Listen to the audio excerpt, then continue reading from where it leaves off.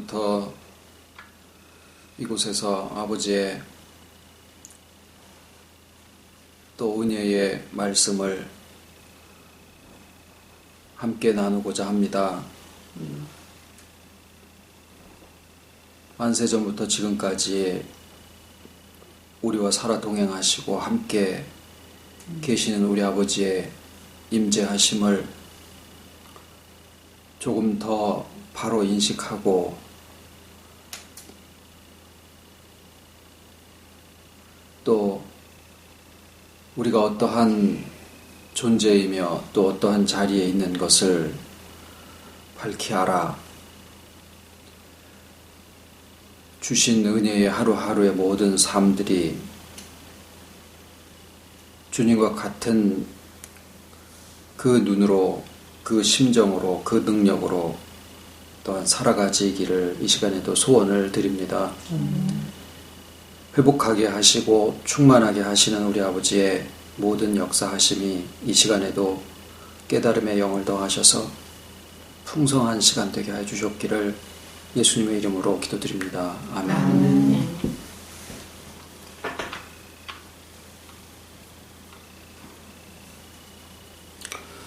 자, 오늘부터 주일 예배까지 이제 4시간에 걸쳐서 2015년도 상반기 이제 모임을 갖도록 하겠습니다. 이번에 같이 나누고자 하는 그 제목은 몇 번 그동안에도 언급을 했듯이 성육신의 복음이라고 제목을 정했습니다.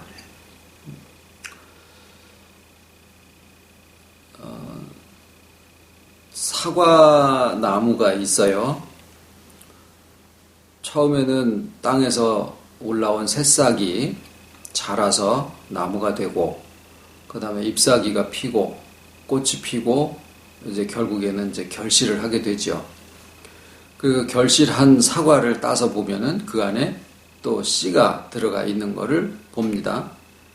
그래서 그 씨가 그 다음 세대의 또 새로운 나무가 되기도 하고, 자, 그랬을 때 모든 사과나무가 잎사귀를 내는 것도 그렇고 또 꽃을 피우는 것도 그렇고 결국 사과가 한 여름 동안에 수고한 모든 것은 결실을 얻고자 함인데 과연 무엇이 더 중요하느냐라고 물었을 때 사과가 있게 하기 위해서 잎사귀도 있어야 되고 또 나무 자체도 있어야 되고 또 그 사과 자체가 그 다음 세대를 위해서 또 씨를 맺혀 가야지 되기도 하고 그럽니다. 하나님께서도 온 역사의 섭리를 통해서 조금도 쉬지 아니하시고 하나님의 그 자녀들을 회복하게 하시려는, 왜냐하면은 왜 자녀들이 회복되어야 되느냐 하면 말씀하신 대로 그 자유의지를 우리에게 주셔서 그 자유의지가 사용이 되어져서, 쉽게 얘기하면은 우리가 알아야지 된다라는 거죠. 우리가 모르고 그냥 끌려가게 되어 있는 것이 아니라 우리가 알고 깨닫고 자원하고 알면 또 그대로 하게 되고, 그래서 바로 알게 하시는 그 모든 과정 속에서 이제 회복의 역사가 일어나게 되고, 그럼으로써 이제 충만에 또 나아가게 되면서 그 충만은 혼자서만 가지고 있는 게 아니라 또 옆에 이렇게 나누어지게 되는 그러한 복음의 길을 우리가 가고 있는데, 하나님의 역사와 더불어서 이것을 누가 와서 방해하고 혼란스럽게 하는 게 아니라 사탄이가 와서 뱀의 형태로 꼬였다라고 해석을 하지만 전에 우리가 말씀을 드렸죠. 그 혼란케 하는 그 뱀 자체가 점점 커져서 권세를 가지고 또 권력화되기도 하고, 그래서 그것이 점점 커진 것이 곧 사탄이다라는 말씀을 드렸습니다. 그러니까 하나님처럼 사탄이도 스스로 존재하는 그러한 자존한 존재가 아니기 때문에 잘못 사탄이가 하나님처럼 스스로 존재한다라고 하면 하나님만 가지고 계시는 자존성이 깨어지게 되는 결과가 됩니다. 그래서 사탄이가 본래 있던 존재도 아니고 또 있지도 않은 루시퍼라는 존재를 들이대서 그 루시퍼가 사탄이가 되었다라고 하는 그런 것이 성경에서 증거하지도 않습니다. 그러니까 이제 그런 것을 모르고 워낙에 사탄이의 역사가 광범위하게 우리의 생활과 또 성경의 모든 역사를 통해서 나타나다 보니까 지나치게 그것을 확대해서 두려워하기도 하고, 아무것도 없는 껌껌한 데 들어가려고 하면은 모르니까 어이구 저 안에 뭐가 있지 이렇게 두려움이 있기는 하지만, 거기에 증폭을 해서 저 안에 무슨 뭔 귀신도 있고 뭔 귀신도 있고, 아이들은 그냥 자기 스스로 상생의 나래를 펴니다마는 실제로 어른들이 돼서 그 안에 아무것도 없어 그러고서 쑥 들어가 보면은 뭐 아무것도 없는 거를 알지요. 그러듯이 인간은 모르는 모든 것들에 대해서 상상을 하고 확대하고 나중에는 두려워하다가 그것을 섬기는 그러한 아주 어리석음을 가지고 있는 존재가 인간이라는 존재입니다. 마음이 흙으로 되어 있기 때문에 그래요. 자기 마음 속에 어떤 꿈을 심어 놓으면은 그 꿈이 점점 커져서 아주 커다란 것을 이루게 하기도 하고, 믿음을 심어 놓으면은 그 믿음의 씨가 자라서 그리스도의 장성한 분량에까지 자라기도 하지만, 그 마음이라고 하는 곳에 어떤 정죄감을 이렇게 딱 심어 놓게 되면은 그게 점점 커지고 자라서 내 눈의 절반을 가리고 온 세상을 어둡게 만드는, 자기 세상을 어둡게 만드는 그런 것도 우리의 마음이 흙으로 되어 있기 때문에 나타나는 현상 중에 하나입니다.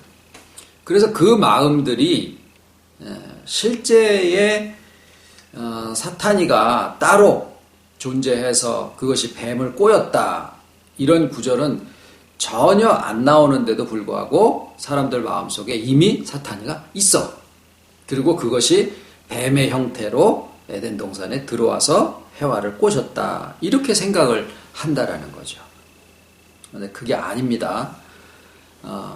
그런데 이제 하나님이 주신 자유의지에 의해서 하나님과 이렇게 별도로 자기가 떨어져서 생각을 하게 되면 이성이 스스로 하나님의 완전하심에 도달하려고 하는 그런 작업을 이제 즉시 시작을 하게 되는데, 이 방법이 왜 꼭 사탄이는 자기 스스로 권세를 가지고 사람을 꽉 억눌러 가지고 억어해서 하나님을 못 믿게 하든지 또는 뭐 자기 악의 세계로 끌어가든지 이렇게 하지를 않고, 성경에 나와 있는 사탄의 역사는 꼭 사람을 유혹을 해서 사람 스스로 지발로 걸어서 사탄이 쪽을 선택을 하도록 그런 방법을 취하기도 하고, 또 베들레헴에 있는 어린아이를 다 죽이기 전에 어디서 도대체 그리스도라고 하는 왕이 날 거냐, 그 사람의 마음, 헤롯의 마음을 통해 가지고 그렇게 꼭 해야지 되는 이유도 왜 그러느냐,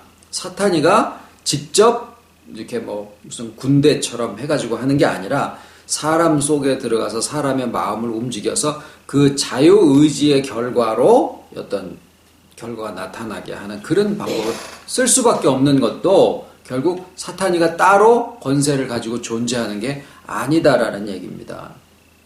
자, 그러면 뭔 방법을 사용을 하느냐, 사탄이가 방법을 사용하느냐라고 얘기를 하는 게 아니라 하나님과의 연합이 떨어진 상태에서 어떤 것이 사용이 되어지느냐 하면은, 하나님의 것을 가지고 이게 혼란스럽게 하는데, 그 에덴 동산에서도 뭔 방법을 썼느냐면은 동산 중앙에 있는 모든 동산에 있는 모든 나무의 실과를 먹지 말라고 하더냐? 그렇게 해와에게 먼저 묻습니다.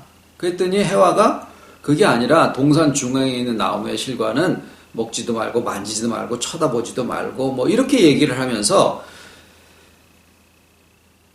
꼭 사용하는 방법이 뭐냐면 이렇게 뭐가 진짜인데 진짜를 좀 이렇게 흐려놓는 일을 해요. 꼭 그럽니다. 그래서 지금 우리가 이 이야기를 하고 있는데 약간 어문 얘기를 하면서 주제를 벗어나게 만들어요. 야, 그러면 지금 그 얘기하는 거 아니잖아. 이렇게 정정하지 않는 이상은 그 뭐 틀린 말은 아닌데 본 주제에서 벗어나게 만든다라는 거죠. 그게 꼭 사단이가 아니라 하나님과의 연합이라고 하는 주제에서 벗어났을 때 나타나는 현상들이고, 그게 성경에 얘기하는 사탄이의 방법이다라고 표현이 되어 있는 거예요. 그래서 우리가 이제 하나님의 참 복음을 혼란시키는 것은 하나님의 것 외에 다른 걸 가지고 들이대서 상대성으로 그거 아니고 이거다라고 이야기를 하는 것은 믿는 하나님의 자녀들을 이렇게 혼돈시키지 못해요. 근데 뭘 가지고 하느냐면 하나님의 것을 가지고 이야기를 하는데 본 주제보다 약간 옆에 거를 강조함으로써, 그것도 다 하나님의 거죠. 옆에 거를 강조함으로써 제일 진짜 중심하고 두 번째 중심을 이렇게 자리를 바꿔버립니다. 그러면은 하나님의 거를 가지고 얘기를 하기 때문에 사람들이 이것도 맞는 얘기네 라고 생각을 하는 거예요. 그런데 하나님의 본 주제를 벗어나서 두 번째 거를 그러니까 하나님 거라 그래요. 두 번째 걸 강조를 하게 되면 어떻게 되느냐? 본 주제로 가야지 되는 그 면에서 굉장히 심각한 문제가 결국에 가서는 거기서 발생을 하게 돼요. 그래서 이제 요번 우리 모임 기간 동안에 4번의 예배 말씀입니다만은 이 4번의 그 시간을 통해서 우리의 이 복음, 기독교, 그리스도의 복음의 진짜가 뭐냐, 핵심이 뭐냐. 그러니까 모든 기독교에서 말씀을 하고 있는 모든 것들이 지금 무슨 작업을 하고 있냐면은 뭐가 진짜 제일 중요한 거냐라고 하는 거를 얘기를 하고 있는 거예요. 그러니까 당신네들이 하는 게 틀렸다 이게 아니라 다들 보면은 다 자기네들이 강조하는 게 있어요. 침례교회는 침례가 제일 중요하다. 장로교회에서 이렇게 머리에 손을 얹어가지고 안수해가지고 물을 뿌리고 이러는 것은 이거는 세례가, 그러니까 그거는 세례받은 게 아니다. 물속에 잠겼다가 나와야 그게 진짜 세례다. 이렇게 해가지고 이게 뭐 파가 갈라지고 그러는데 진짜 중요한 것이 이제 그 문제들이 아니다라는 것이 이제 장로교회 입장인 거고. 그래서 뭐가 정말로 중요한 문제냐라고 하는 것을 심각하게들 다 얘기를 하고 그걸로 갈라지고 그러는데 그 작업을 우리도 여기서 하자라는 겁니다. 제일 중요한 것이 뭐냐. 그리고 무엇에 의해서 똑같은 기독교의 복음인데 그 중에서 무엇에 의해서 진짜가 이렇게 자리가 바뀌어져서 어떤 문제들이 발생이 되느냐라고 하는 거예요. 그거를 요번에 4번에 걸쳐서 좀 같이 나눠보는 시간이 되겠습니다. 기독교의 복음 중에서 제일 중요시 되어지게 모든 부분들이 있지만은 뭐 천국, 교회, 구원, 죄, 인간, 무슨 타락, 하나님에 대한 신앙, 그리스도에 대한 신앙, 성령에 대한 신앙, 뭐 여러 가지들이 이제 조직 신학에 다 다양한 부분들이 다 있습니다만은 제일 강조되어지고 있는 부분이 어느 부분이냐 하면 십자가입니다. 그것을 한마디로 딱 얘기를 하면 예수 믿고 구원 받읍시다, 천국 갑시다 라고 얘기를 할 때 무엇으로 예수 믿는 것이며 무엇으로 천국 갈 수 있느냐라고 얘기를 하잖아요. 무엇이 예수 믿는 것이냐 이렇게 물어본 거예요. 당신 예수 믿으세요? 예, 나 예수 믿습니다. 그러면 예수 믿는 게 뭐예요? 라고 물었을 때 교회 가는 거예요. 엄마가 사랑이지. 그러면 어떻게 알아? 엄마 밥 해주잖아. 그러니까 밥 해주는 게 엄마를 정의하는 건 아니다라는 거예요. 예수 믿는 게 뭐요? 라고 물었을 때 나오는 답이 뭐냐면 예수님의 십자가 얘기가 나옵니다. 십자가의 피공로로 내 죄를 다 사해 주시고 내가 죄 사함을 받아서 구원받았다. 이렇게 되는 거예요. 그때 하나님은 뭐 하셨을까요? 예수님이 십자가 지시고 우리를 위해서 피 한 방울 남김없이 다 흘리셨다. 그런 표현 성경에 있을까요? 저는 못 봤어요. 그거 인간의 마음에서 만들어낸 부분이에요.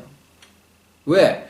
피를 다 흘려주셔야 거기에 뭐가 부각되고 있느냐면 예수님의 피 흘리심의 고통과 희생, 그걸 강조하고 있는 거예요.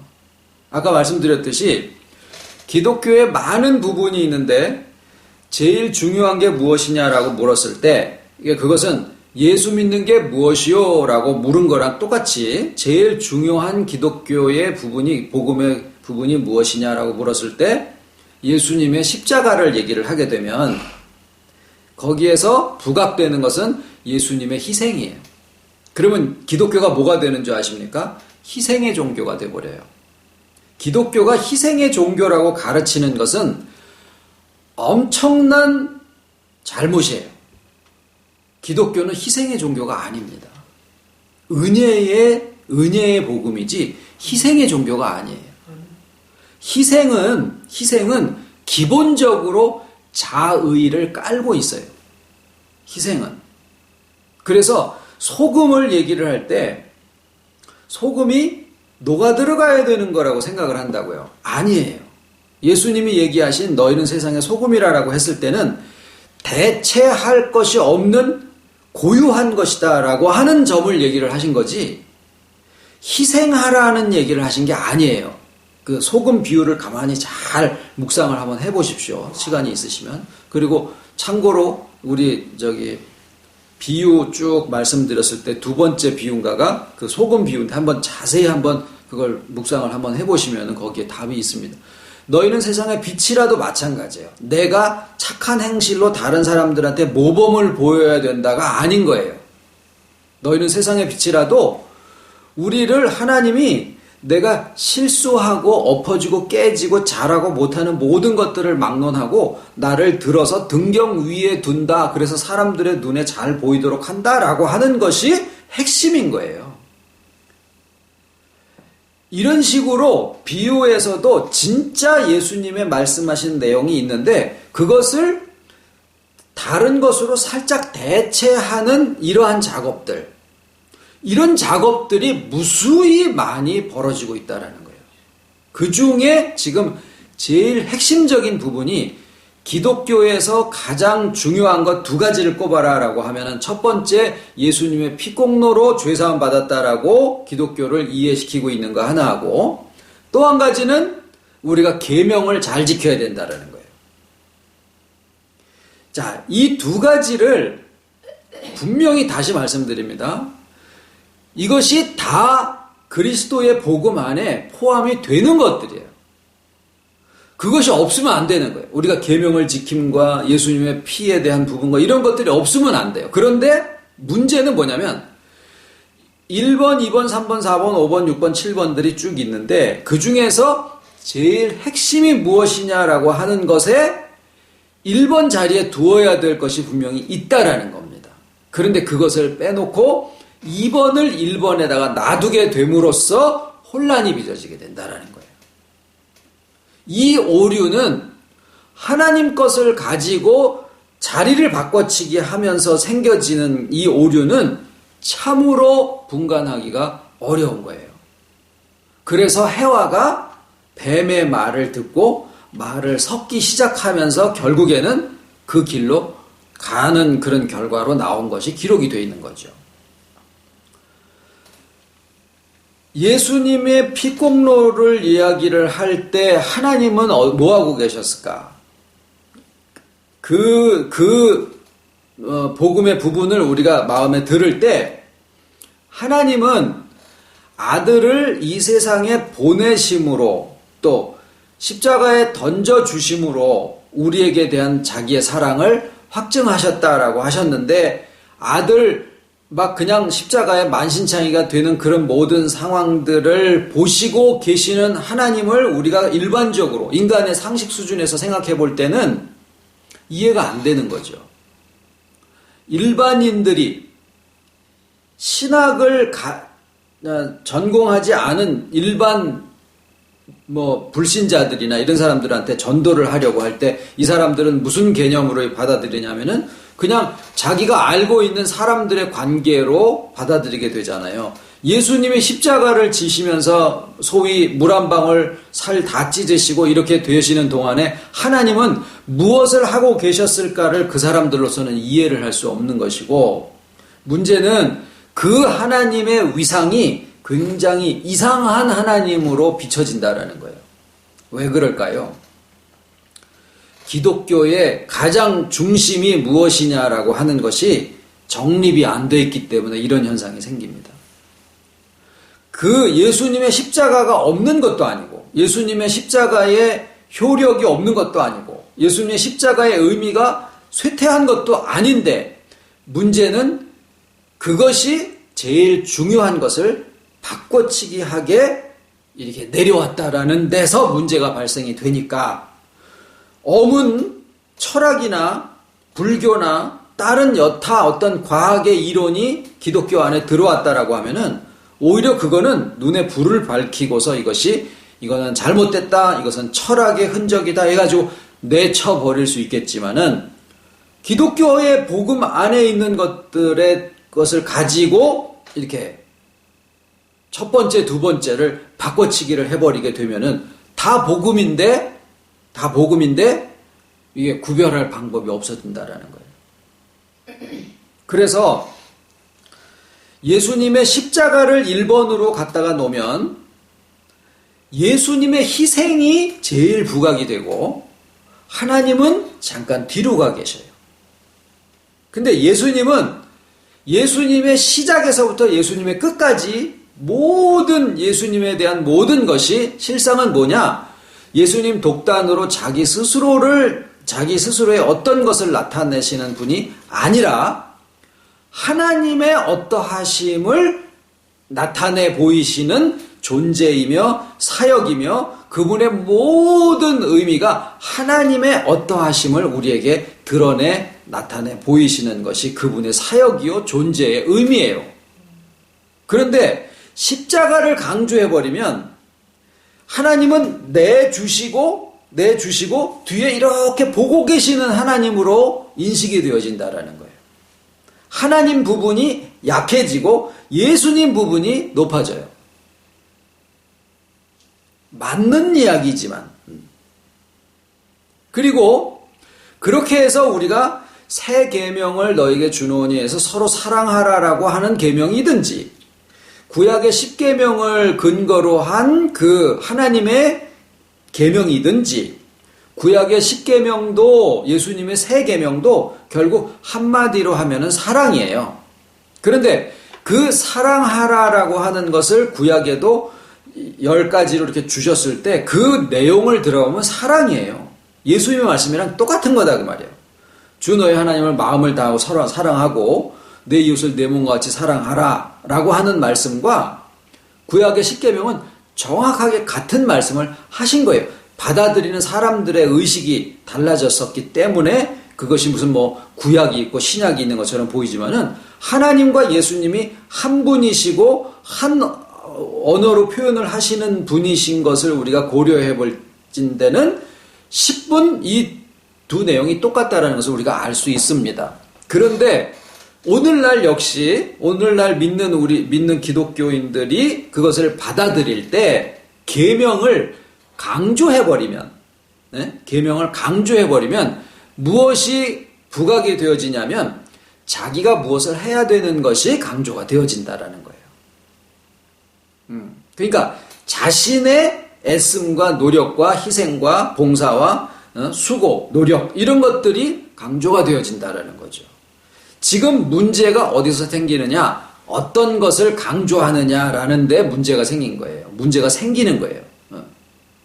아버지 가방에 들어가신다. 이거나 똑같은 거예요. 아버지가 방에 들어가신다인데 아버지 가방에 들어가신다. 이렇게 되는 거랑 똑같은 얘기예요. 그래서 요번에 기간 동안에는 무엇이 강조되어져야만 진짜 기독교냐. 요 부분입니다. 그러면은, 여기에, 당신은 그러면은 기독교의 복음의 가장 핵심이 무엇이라고 얘기를 하려고 하는 것이냐? 성육신입니다. 기독교의 복음의 핵심이 무엇이냐? 십자가도 중요하고, 계명을 지키는 것도 중요하고, 다 중요하지만, 기독교의 핵심은 무엇이냐? 성육신입니다. 그래서 요번 기간 동안의 주제는 성육신의 복음이에요. 성육신의 복음 앞에서 예수님은 전적으로 하나님의 현현, 하나님의 나타나심으로 인식이 되어져요. 성육신의 복음 앞에서는 그래요. 십자가를 강조하는 복음 앞에서는 예수님의 희생이 강조되어져요. 근데 성육신은 하나님이 아들을 우리한테 보내주신 개념이 아니라 하나님이 우리에게 사람으로서 나타나신 거예요. 그러니까 예수님과 하나님이 한 분으로 인식이 되어지는 것이 성육신의 복음이에요.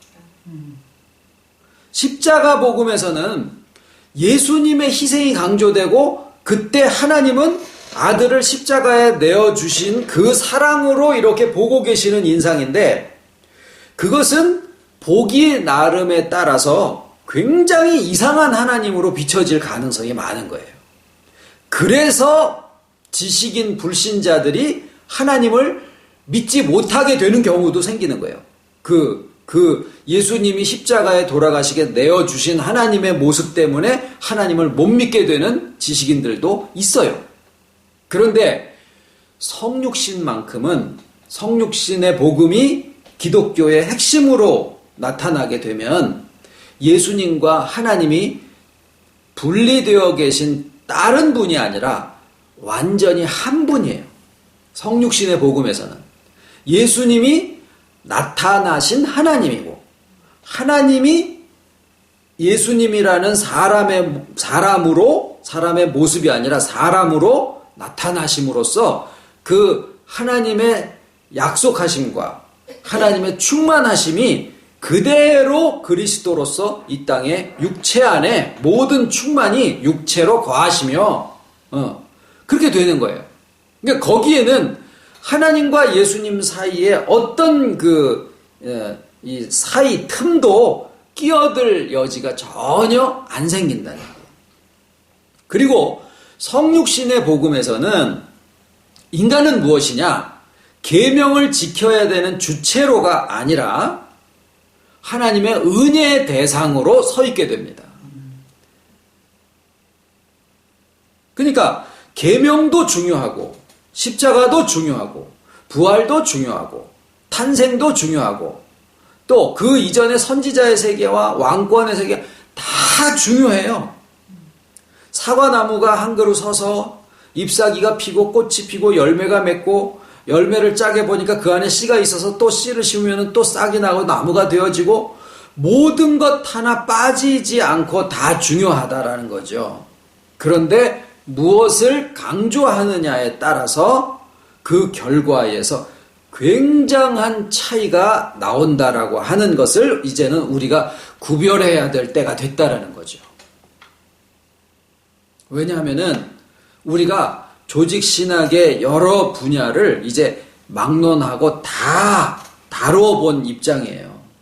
그러면 이제는 그것의 전체를 통해서 가장 핵심적인 것을 우리가 골라낼 수 있는, 다 중요하지만, 다 있어야 되지만 가장 핵심적인 것을 골라낼 수 있는 그러한 지각의 분별이 있어야 된다는 겁니다. 그게 이 시대를 살아가고 있는 기독교인들이 갖추어야 될 믿음의 소양이에요. 그것을 가르치는 이들에게서부터 이러한 분별의 작업이 시작이 돼야 된다는 겁니다. 그게 무엇이냐? 성육신의 복음이 우리가 가진 기독교의 그리스도 복음의 핵심이 되어져야 된다는 거죠. 십자가를 지시는 것은 인간으로서 더할 것 없이 정말 가장 극심한 고통 속에서 돌아가셨다라고 이야기를 하는데, 거기에 뭐가 딱 등장을 하느냐면은 베드로의 십자가가 전설 속에 등장을 하잖아요. 이는 저가 어떠한 죽음으로 하나님께 영광을 돌릴 줄을 예수께서 아심이더라. 성경에 나와 있지는 않지만은 전설에 의하면은 베드로가 나 같은 것이 어떻게 우리 주님 지신 십자가를 똑같이 똑바로 십자가에 달려서 돌아갈 수 있을까? 고로 나는 거꾸로 매달아 달라. 그래서 거꾸로 매달린 베드로의 십자가라는 것이 그냥 많이 다 알고 있어요. 성경에는 안 나와요. 근데 그러다 보니까 아이고, 예수님의 고난보다 베드로의 고난이 더 크네. 예. 똑바로 매달려 계시는 것보다 거꾸로 매달려 있으면 얼마나 피도 거꾸로 쏠리고 그냥 더 힘들었을까? 그거는 고통에다가 그 핵심을 둔 거예요.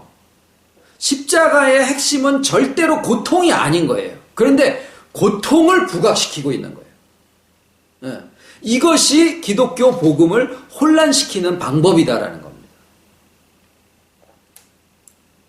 그런데 성육신의 복음 앞에서는 하나님과 예수님이 한 분이시고, 예수님이 곧 하나님의 나타나심이고, 예수님이 곧 하나님의 약속의 성취고, 그 복음 앞에서 우리 인간은 계명을 지켜드려야 되는 주체로서가 아니라 하나님의 은혜의 대상으로서 서 있는 거예요. 그리고 오늘부터 나누고자 하는 말씀의 그 핵심은 뭐냐면, 그 성육신의 복음이 하나님에게서부터 예수님에게로 나타나셨는데, 그 성육신의 복음이 우리에게로 이어져 나오는 것이 예수님의 복음의 핵심이요 골자다라는 얘기를 드리는 거예요. 그러니까 결론은 이미 말씀드리고 아시고도 남는 부분이에요. 그런데 그것을 우리가 한번 묶어서 확립을 해야 될 필요가 있다라는 거죠.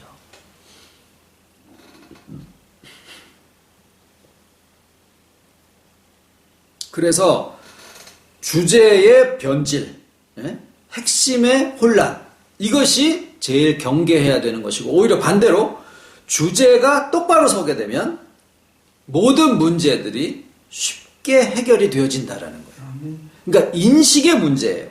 노력의 문제가 아니고 인식의 문제다라는 겁니다. 자, 그런 면에서 지금 여기까지 드린 말씀 속에 예수님의 십자가의 의미를 같이 절하하거나 또는 예수님의 자리를 이렇게 폄하하거나 이러는 내용이 들어가 있습니까? 전혀 그렇지 않아요. 예수님의 위상과 예수님의 십자가의 의미와 모든 것들은 다 그대로예요. 단지 성육신의 복음으로서 하나님과 예수님이 한 분이시다라고 하는 그 싹 뒤로 빠져 있었던 그 부분이 앞으로 이렇게 부각이 되면서 우리와 예수님과 하나님의 이 모든 관계가 명확하게 구분이 되어지는 것이 바로 성육신의 복음이 가지고 있는 이 온전한 모습이다라는 겁니다. 자, 창조를 며칠 동안에 하셨죠? 답은 1번 6일간, 2번 7일간. 뭐가 답일까요? 창조를 며칠간 하셨느냐라고 했을 때 답은 7일이죠. 창조를 며칠 동안 하셨느냐? 7일입니다.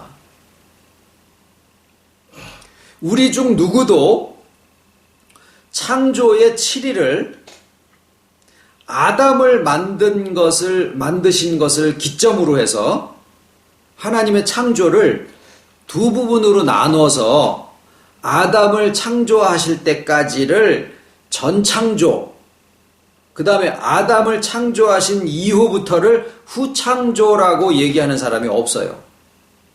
누구도 그런 얘기를 안 해요. 왜냐하면 창조는 하나님의 7일간의 전체의 일정인 것을 알기 때문에 그래요. 그런데 섭리에 있어서는 창조하신 주체가 하나님이시고 섭리를 주관하시는 주체도 하나님이에요. 아멘.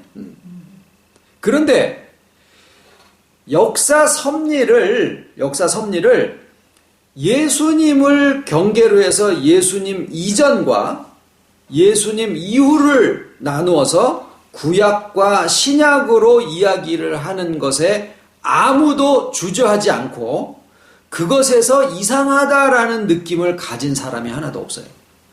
있겠지만은 그것을 나누는 것이 당연하다라고 다 생각을 하는 거예요.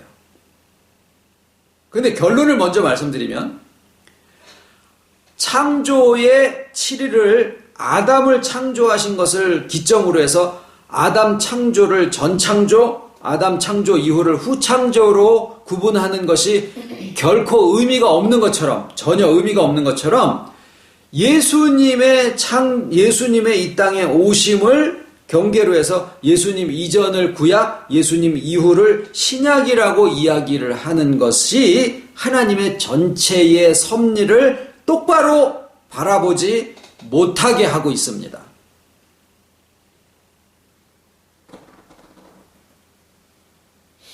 왜 창조를 엿새 동안이라고 하지 아니하시고 이래 동안이라고 말씀을 드렸느냐면 이래 되는 날 하나님이 아무것도 안 하신 게 아니에요. 이래 되는 날 뭘 하셨을까요? 그날을 복주사 거룩하게 하시니라. 거룩하게 하신 것은 하나님의 임재로서만 가능해요.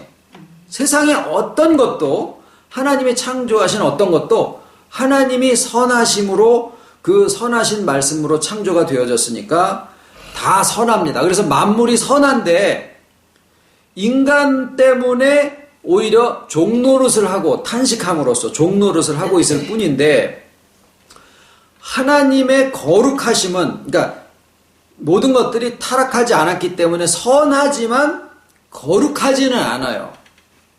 근데 거룩한 것은 오로지 하나님의 임재로서만 거룩해지는데 하나님이 창조의 모든 과정을 마치시고 이래 되는 날 쉬시니라 아무것도 안 하시니라 아니다라는 거죠. 거기에 거룩하게 하셨다라는 것은 거기에 함께 하심으로써 그 모든 풍요로움과 충만하심 속에서 같이 뭘까요? 누리신 거예요. 아담과 해와와 모든 만물, 피조물들과 더불어서 하나님이 그 모든 것을 충만함을 같이 누리신 거예요. 그것이 하나님의 창조의 그 결과입니다. 결과. 기껏 다 해놓고 결과를 누리는 게 없으면 요리를 진탕 해놓고 먹지를 않아요. 쳐다만 보고 있어요. 네. 그건 뭐 아무것도 아니죠. 자동차를 시컷 만들어 놓고 이렇게 유리장으로 해가지고 진열만 해놓고 안 타. 그건 뭐하러 만들어? 자동차를 다 만들어서 타고 다녀야 되듯이 하나님의 창조의 7번째 날에는 하나님이 거기에 함께 하셔서 그들과 함께 누림의 삶이 있으셨던 거예요. 그러면 예수님의 이 땅에 오심이 갈라디아서죠. 보면은 때가 참해라고 하신 거예요. 무슨 때가 참해냐면은요. 창조의 엿새 동안의 실질적인 과정은 크게 두 부분으로 나눠집니다. 첫 번째는 빛을 만드시고 그 빛에 대한 그 내용물이 넷째 날 광명을 만드신 거고 둘째 날 하늘과 궁창 아래 물 궁창 물에서 바다 이게 물과 뭐죠? 물과 하늘이 나누어지는데 그 하늘에 새가 날고 바다에 물고기가 살게 하신 것이 다섯째 날이고, 그 다음에 세 번째 날 땅과 바다를 나누셔서 무틀 땅이라고 칭하시고 모인 물을 바다라 칭하셨는데, 그것의 짝이 여섯 번째 날 각종 기는 것과 육축과 뭐 짐승과 그 다음에 사람까지 만드셔요. 그래서 인프라를 먼저 구축하시고 거기에 대한 하나의 내용물들을 창조하신, 이런 식으로 대응을 해볼 수도 있습니다. 그런데 그런 것들이 다 땅과 바다와 하늘과 빛과 광명과 뭐 이런 것들이 다 만들어진 다음에 아담을 만드신 거예요. 아담을 둘째 날 만드시지 못할 이유가 없고 다섯째 날 만드시지 못할 능력이 아니신데도 불구하고 그런 것들이 다 만들어진 연후에 아담을 만드신 거예요. 마찬가지로 예수님이 다윗 왕 시대에 오셨어도 상관이 없고 노아 시대에 오셨어도 상관이 없지만 그 모든 사람들의 믿음의 발판과 모든 것들이 다 성전으로 또는 왕통으로 또는 가나안 땅으로 모든 것들이 다 완성이 되어지고 이제 뭐 그게 아니고 그러면서 이제 다 믿음의 근거들이 다 준비가 된 다음에 사람들의 마음에 그리스도라 하시는 이가 사마리아 여인 같은 사람도 메시아 곧 그리스도라 하는 이가 오실 줄을 우리가 아노니 그가 오시면은 우리에게 모든 것을 밝히 알려주시리라 라고 하는 믿음의 준비들이 다 되어졌을 때 예수님이 이 세상에 오신 거예요. 그냥 오신 게 아니다는 거예요. 하나님이 자유의지를 주시고 자유에는 책임이 따르고 자유에는 분별이 있어야 되는데, 지혜의 분별이 있어야 되는데, 지혜의 분별이 준비가 되어 있지 않은 상태에서는 어차피는 자기 스스로 하나님 앞에 의롭게 나갈 수 있는 존재가 없고 자기 스스로는 하나님의 연합을 취할 수 있는 존재도 하나도 없는 거예요. 그래서 오랜 시간의 역사를 거치면서 사람들의 마음속에 그리스도의 세계가 어떤 세계며 그 세계를 받아들일 수 있는 세계가 어떤 것이며 예수님이 이 땅에 오셨을 때 그 예수님을 메시아로 받아들인 사람들이 있었지만은 예수님이 십자가에서 부활하시는 것은 또 못 믿고 부활하셨다라는 사실을 보여주셨을 때 그것을 믿었지만은 라보니요 그러고 매달리고 있는 막달라 마리아에게 야 나한테 매달리지 마, 나를 건드리지 마, 나를 만지지 마, 결국에 나한테 매달리지 말고 앞으로도 나한테 매달리지 마 라고 얘기를 하신 거거든요. 그 믿음은 또 없었던 거예요.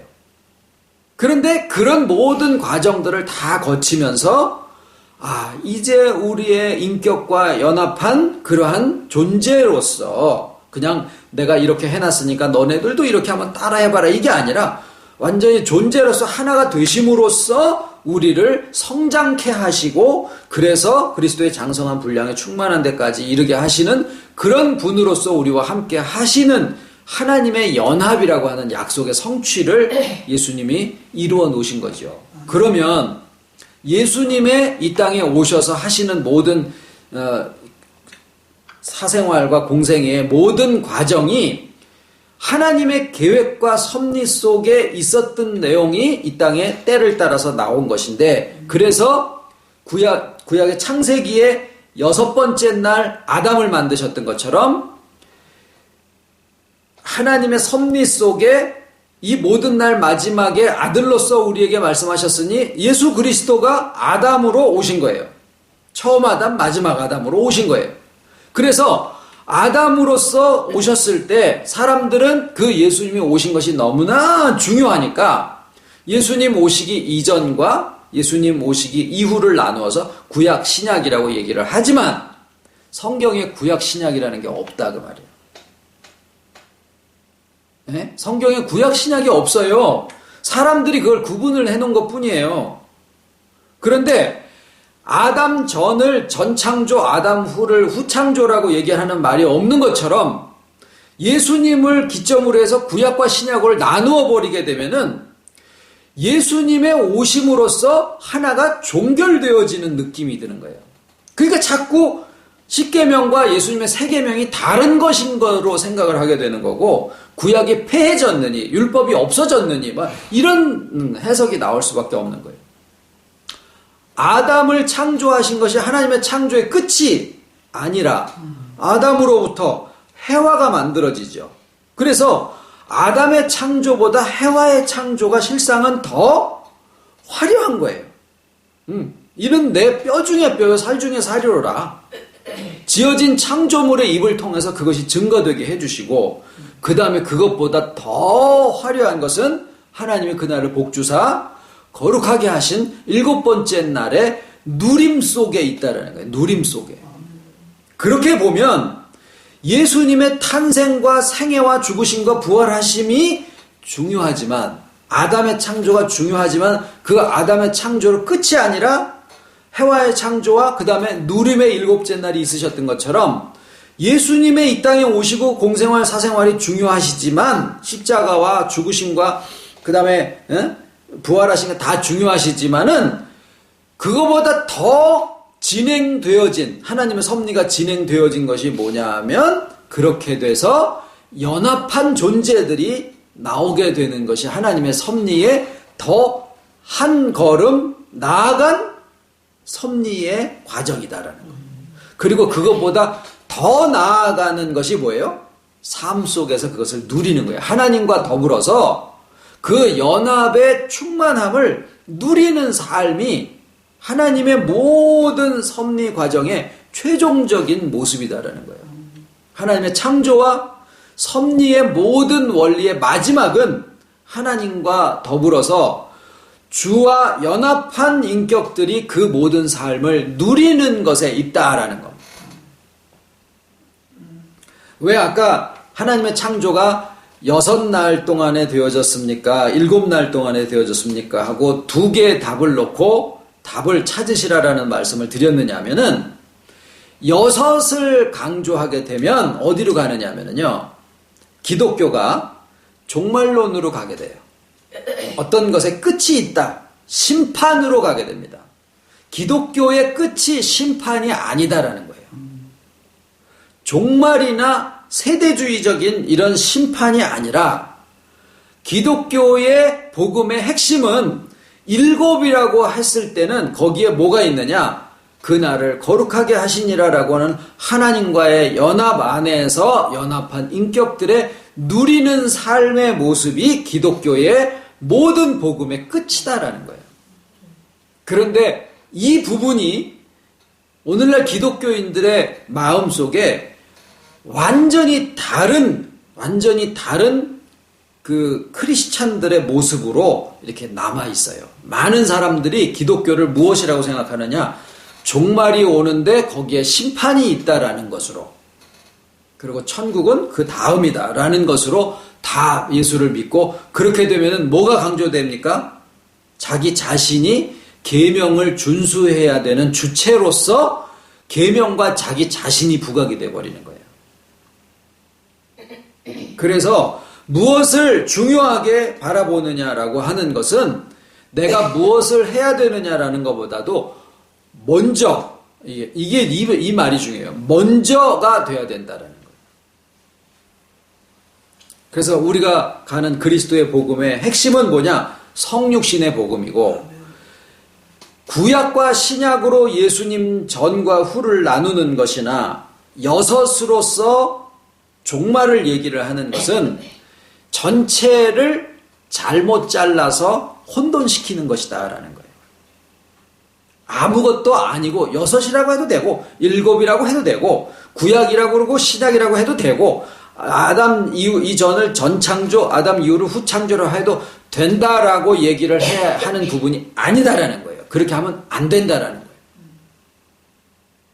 그렇게 돼야 하나님의 7일간의 모든 창조의 과정이 하나님의 창조다라는 것이 이게 이 전체적인 모습이 드러나지는 거고, 예수님의 오심과 사심과 죽으심과 고난받으심과 죽으심과 부활하심의 이 모든 것들이 하나의 무슨 분수령처럼 이렇게 돼가지고 예수님 전후로 나누어 보게 되면은 하나님보다 예수님의 부분이 이게 부각이 되어지는 그러한 결과가 되어지고 종말론적으로 흐르게 돼요. 전체를 일곱으로 다 봐야 된다라는 얘기를 드리는 겁니다. 그래야 말씀드린 대로 하나님과 예수님이 하나시고 우리 인간은 계명을 준수해야 되는 주체로서가 아니라 은혜의 대상으로 서 있을 수 있게 되고, 그리고 예수님의 오심과 그 다음에 연합한 인격들의 나타남과 그 연합한 인격들이 주와 더불어서 하나님과 더불어서 연합한 세계를 누리는 그 삶이 기독교의 핵심이 되어진다라는 것이 오늘의 말씀의 결론입니다. 주기도문으로 마치겠습니다. 하늘에 계신 우리 아버지 이름이 거룩히 여김을 받으시오며 나라의 임하옵시며 뜻이 하늘에서 이룬 것 같이 땅에서도 이루어지니 오늘날 우리에게 일용할 양식을 주옵시고 우리가 우리에게 죄 지은 자를 사하여 준 것 같이 우리 죄를 사하여 주옵시고 우리를 시험에 들게 하지 마옵시고 다만 악에서 구하옵소서. 나라와 권세와 영광이 아버지께 영원히 있사옵나이다.